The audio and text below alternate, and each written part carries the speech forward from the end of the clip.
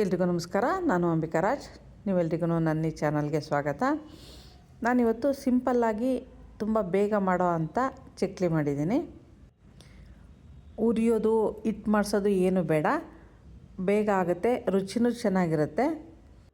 ಒಳ್ಳೆ ಗರಿ ಗರಿಯಾಗಿ ಬಂದಿದೆ, ಜೊತೆಗೆ ತಿನ್ನಲಿಕ್ಕೆ ಮೃದುವಾಗೂ ಇದೆ.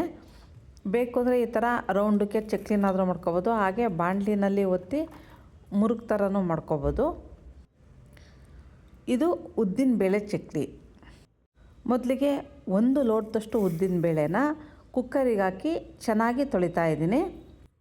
ಅಳತೆ ಕರೆಕ್ಟಾಗಿದ್ದರೆ ಚಕ್ಲಿ ತುಂಬ ಚೆನ್ನಾಗಿ ಬರುತ್ತೆ. ಹಾಗಾಗಿ ನಾನು ಇಲ್ಲಿ ಯಾವ ಲೋಟ ಉದ್ದಿನಬೇಳೆನ ಅಳತೆ ಮಾಡ್ತೊಗೊಂಡಿದ್ದೀನೋ ಅದೇ ಲೋಟದಲ್ಲಿ ಈ ಉಳಿದಿದ್ದ ಸಾಮಗ್ರಿಗಳ್ನೂ ಹಾಕ್ಕೊತಾ ಇದ್ದೀನಿ. ಉದ್ದಿನಬೇಳೆನ ಚೆನ್ನಾಗಿ ತೊಳೆದು 3 ಲೋಟದಷ್ಟು ನೀರು ಹಾಕ್ತಾಯಿದ್ದೀನಿ. ಬೇಳೆ ಬೇಯಲಿಕ್ಕೆ ನೀರು ಜಾಸ್ತಿ ಹಾಕಿದರೆ ಮೆತ್ತಗಾಗುತ್ತೆ, ಕಡಿಮೆ ಹಾಕಿದರೆ ಬೇಳೆ ಬೇಯಲ್ಲ. ಹಾಗಾಗಿ ಕರೆಕ್ಟ್ ಅಳತೆಯಲ್ಲಿ 3 ಲೋಟನ ನೀರು ಹಾಕಿ 3ರಿಂದ 4 ವಿಷಲ್ಲು ಕುಕ್ಕರ್ನ ಕೂಗಿಸ್ಬೇಕು. ವಿಷಲ್ ಕೂಗಿದ ಮೇಲೆ ಕುಕ್ಕರ್ ಪೂರ್ತಿ ತಣ್ಣಗಾದ ಮೇಲೆ ಮುಚ್ಚಳನ ಓಪನ್ ಮಾಡಿದ್ರೆ ಉದ್ದಿನಬೇಳೆ ಚೆನ್ನಾಗಿ ಬೆಂದಿರುತ್ತೆ. ಈ ಚಕ್ಲಿನ ಒಂದು ಅರ್ಧ ಮುಕ್ಕಾಲು ಗಂಟೆಯಲ್ಲಿ ಮಾಡ್ಕೊಂಬಿಡ್ಬೋದು. ಉದ್ದಿನಬೇಳೆ ಬೇಯಿಸಿ ತಣ್ಣಗಾಗೋದಷ್ಟೇ ಸ್ವಲ್ಪ ಟೈಮ್ ತೊಗೊಳೋದು, ಇನ್ನು ಉಳಿದಿದ್ದೆಲ್ಲ ಪಟ ಆಗೋಗ್ಬಿಡುತ್ತೆ. ಉದ್ದಿನಬೇಳೆ ಚೆನ್ನಾಗಿ ಬೆಂದಿದೆ, ಇದೊಂದು ಸ್ವಲ್ಪ ತಣ್ಣಗಾಗಲಿ. ಇದನ್ನು ಮಿಕ್ಸಿ ಮಾಡಬೇಕು.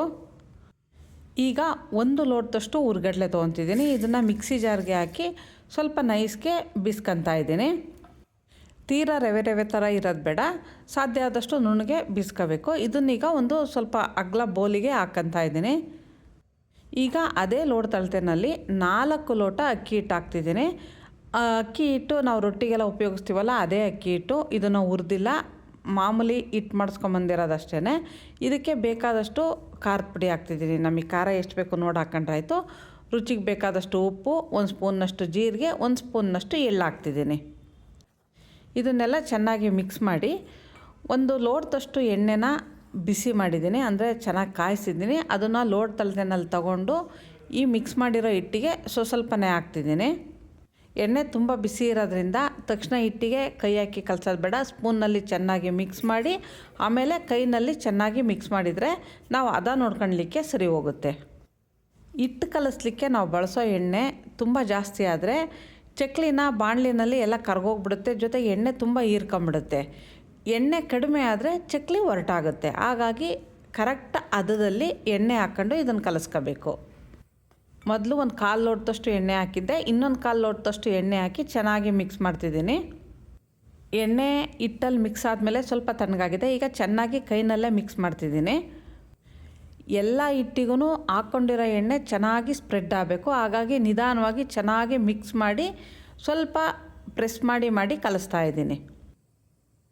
ಈ ಹಿಟ್ಟನ್ನು ಮುಷ್ಟಿನಲ್ಲಿ ಹಿಡಿದ್ರೆ ಈ ಥರ ಉಂಡೆ ಥರ ಆಗಬೇಕು. ನೀರಿನಂಶ ಏನೂ ಹಾಕಿಲ್ಲ, ಬರೀ ಎಣ್ಣೆ ಹಾಕಿರೋದಷ್ಟೇ. ಅದಕ್ಕೆ ಕಲಿಸ್ಕೊಂಡ್ರೆ ಇದಕ್ಕೆ ಹಾಕಿರೋ ಎಣ್ಣೆ ಸಾಕು ಅಂತ. ಒಟ್ಟು ನಾನು ಅರ್ಧ ಲೋಟದಷ್ಟು ಎಣ್ಣೆನ ಹಿಟ್ಟು ಕಲಿಸ್ಲಿಕ್ಕೆ ಹಾಕ್ಕೊಂಡಿದ್ದೀನಿ. ಈಗ ಉದ್ದಿನಬೇಳೆ ಬೇಯಿಸಿದ್ದೀನಲ್ಲ, ಅದನ್ನು ಮಿಕ್ಸಿಗೆ ಹಾಕಿ ನುಣ್ಣಗೆ ರುಬ್ಕೋತಾ ಇದ್ದೀನಿ. ರುಬ್ಬಬೇಕಾದ್ರೆ ನೀರು ಹಾಕಬಾರ್ದು, ಅದು ಎಷ್ಟು ಬೆಂದಿರುತ್ತೋ ಅದರಲ್ಲೇ ಈ ಹಿಟ್ಟನ್ನು ರುಬ್ಕೋಬೇಕು. ರುಬ್ಬಿರೋ ಹಿಟ್ಟನ್ನು ಅಕ್ಕಿ ಹಿಟ್ಟೆಲ್ಲ ಮಿಶ್ರಣ ಮಾಡ್ಕೊಂಡಿದ್ದೀವಲ್ಲ ಅದರೊಳಗಡೆ ಹಾಕ್ತಾಯಿದ್ದೀನಿ. ನಾನು ಬೇಯಿಸ್ಕೊಂಡಿರೋ ಉದ್ದಿನಬೇಳೆನ 2 ಇಬ್ಬೆನಲ್ಲಿ ರುಬ್ಬಿದೆ.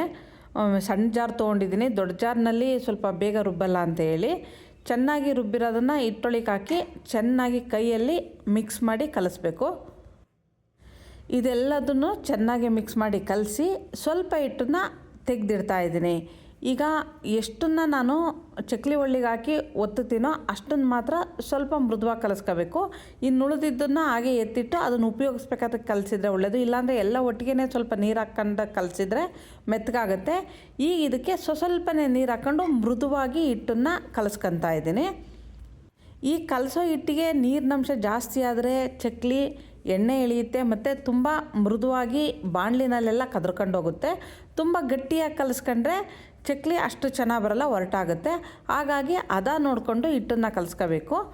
ಸ್ವಲ್ಪ ಜಾಸ್ತಿ ಒಣಗಿದೆ ಅಂತ ಅನಿಸಿದರೆ ಒಂದು ಸ್ವಲ್ಪನೇ ನೀರು ಹಾಕ್ಕೊಂಡು ಮೃದು ಮಾಡ್ಕೊಂಡು ಕಲಿಸ್ಕೊಂಡು ಚಕ್ಲಿ ಒಳಗೆ ತುಂಬಿ ಒತ್ಕೋಬೇಕಾಗುತ್ತೆ. ನಾನೀಗ ಸ್ವಲ್ಪ ನೀರನ್ನು ಹಾಕ್ಕೊಂಡು ಕಲಿಸ್ತಾ ಇದ್ದೀನಿ. ಒಳ್ಳೆ ಮೃದುವಾದ ಹಿಟ್ಟು ರೆಡಿಯಾಗಿದೆ. ಈ ಕಲಸಿದ ಮೇಲೆ ಇದನ್ನು ತುಂಬ ಹೊತ್ತು ಬಿಟ್ಟರೆ ಒಣಕೊಂಡಂಗೆ ಆಗುತ್ತೆ. ತಕ್ಷಣವೇ ಇದನ್ನು ಚಕ್ಲಿ ಒಳಗೆ ಹಾಕಿ ಚಕ್ಲಿನ ರೆಡಿ ಮಾಡ್ಕೋಬೇಕು. ಒಂದು ಎಣ್ಣೆ ಕವರನ್ನು ಕಟ್ ಮಾಡ್ಕೊಂಡು ಇಟ್ಕೊಂಡಿದ್ದೀನಿ. ಚಕ್ಲಿ ಒಳಗೆ ಚಕ್ಲಿ ಮಾಡೋ ಬಿಲ್ಲೆನ ಇಟ್ಟು ಇದರೊಳಗಡೆ ಹಿಟ್ಟನ್ನು ತುಂಬಿ ಮುಚ್ಚಳ ಮುಚ್ಚಿ ಟೈಟ್ ಮಾಡ್ಕೊತಾ ಇದ್ದೀನಿ. ಎಣ್ಣೆ ಕವರ್ ಬೇಡ ಅಂದರೆ ನಿಮ್ಮಲ್ಲಿ ಬಾಳೆ ಎಲೆ ಇದ್ದರೆ ಅಥವಾ ಬಟರ್ ಪೇಪರ್ ಇದ್ದರೆ ಒಂದೊಂದು ಚಕ್ಲಿನ ಅದ್ರ ಮೇಲೇ ಮಾಡ್ಕೊಂಡು ಹಂಗೆ ತೆಗೆದು ಡೀಪ್ ಫ್ರೈ ಮಾಡಿದರೆ ಈಸಿ ಆಗುತ್ತೆ. ಮೊದಲಿಗೆ ಒಂದು ಇಬ್ಬೆಗೆ ಎಷ್ಟು ಬೇಕೋ ಅಷ್ಟು ಚಕ್ಲಿನ ನಾನಿಲ್ಲಿ ಒತ್ಕೊಂಡು ರೆಡಿ ಮಾಡಿ ಇಟ್ಕೊತಾ ಇದ್ದೀನಿ. ಹೀಗೆ ಕೈಯಿಂದ ಈ ಚಕ್ಲಿನ ತೆಗೆದು ಬಾಣಲಿಗೆ ಹಾಕ್ಬೋದು. ಹದವಾಗಿ ಕಾದಿರೋ ಎಣ್ಣೆಗೆ ಒಂದೊಂದೇ ಚಕ್ಲಿನ ಹಾಕಿ ತಕ್ಷಣ ಇದನ್ನು ಮುಟ್ಟಬಾರ್ದು. ಒಂದು ಸ್ವಲ್ಪ ಬೆಂದ ಮೇಲೆ ತಿರುಗಿಸಾಕಬೇಕು. ಎಣ್ಣೆ ಕರೆಕ್ಟ್ ಹದದಲ್ಲಿ ಕಾಯಲಿಲ್ಲ ಅಂದರೆ ಚಕ್ಲಿನ ಹಾಕಿದ ತಕ್ಷಣ ಅದರೊಳಗಡೆ ಕದರೋಗ್ಬಿಡುತ್ತೆ. ತುಂಬ ಕಾದಿದ್ರೆ ಬೇಗ ಮೇಲ್ಗಡೆ ಎಲ್ಲ ಬೆಂದು ಒಳಗಡೆ ಹಸಿ ಹಸಿ ಇರುತ್ತೆ. ಹಾಗಾಗಿ ಎಣ್ಣೆ ಕರೆಕ್ಟ್ ಹದದಲ್ಲಿ ಕಾಯಬೇಕು. ಎಣ್ಣೆ ಕಾದಾಗ ಒಂಚೂರು ನೀರು ಚಿಮುಕಿಸಿದ್ರೆ ಪಟ ಪಟ ಅನ್ನಬೇಕು. ಇಲ್ಲ ಒಂಚೂರು ಚಕ್ಲಿ ಚೂರು ಹಾಕಿದರೆ ಅದು ಮೇಲ್ಗಡೆ ತಕ್ಷಣ ಬರಬೇಕು. ಆವಾಗ ಎಣ್ಣೆ ಹದವಾಗಿ ಕಾದಿದೆ ಅಂತ. ಈಗ ಕಾದಿರೋ ಎಣ್ಣೆಗೆ ಅಷ್ಟು ಚಕ್ಲಿನೂ ಹಾಕ್ತಾಯಿದ್ದೀನಿ. ಸ್ವಲ್ಪ ಹೊತ್ತು ಇದನ್ನು ಟಚ್ ಮಾಡಲ್ಲ, ಹಾಗೆ ಬೇಯಲಿಕ್ಕೆ ಬಿಡ್ತೀನಿ. ಎಣ್ಣೆ ಮೀಡಿಯಮ್ ಉರಿನಲ್ಲಿ ಕಾಯ್ತಾ ಇದೆ. ಇನ್ನೊಂದೇನಪ್ಪ ಅಂದರೆ ಯಾವುದೇ ತಿಂಡಿಗಳನ್ನ ಡೀಪ್ ಫ್ರೈ ಮಾಡಬೇಕಾದ್ರೆ ಸಣ್ಣೂರಿನಲ್ಲಿ ಕರೆದ್ರೂ ಸಹಿತ ಇದನ್ನು ಬೆಂದ ಮೇಲೆ ಆಚೆ ತೆಗಿಯೋಕ್ಕೆ ಮುಂಚೆ ಮಿನಿಮಮ್ 30 ಸೆಕೆಂಡ್ ಆದ್ರೂ ಸ್ವಲ್ಪ ಫ್ಲೇಮ್ನ ಹೈ ಮಾಡಿ ಕರೆದ್ರೆ ಎಣ್ಣೆನ ಜಾಸ್ತಿ ಈರಲ್ಲ. ಮೀಡಿಯಮ್ ಉರಿನಲ್ಲಿ ಚಕ್ಲಿನ ಕರಿತಾ ಇದ್ದೀನಿ. ಇದಿನ್ನೇನು ಬೆಂದಿದೆ, ಈಗ ಸ್ವಲ್ಪ ಫ್ಲೇಮ್ನ ಹೈ ಮಾಡಿಬಿಟ್ಟು ಕರಿತಾ ಇದ್ದೀನಿ. ಈಗ ಇದೆಲ್ಲ ಚೆನ್ನಾಗಿ ಬೆಂದಿದೆ. ನಿಮಗೆ ಅದನ್ನು ಸೌಂಡು ಸ್ವಲ್ಪ ಕಟ್ಟಿ ಕಟ್ಟಿ ಅಂತ ಬರುತ್ತೆ, ಅಂದರೆ ಚೆನ್ನಾಗಿ ಬೆಂದರೆ, ಇಲ್ಲಾಂದರೆ ಮೆತ್ತಗಿರುತ್ತೆ. ಚೆನ್ನಾಗಿ ಕರೆದಾಗಿದೆ ಇದು.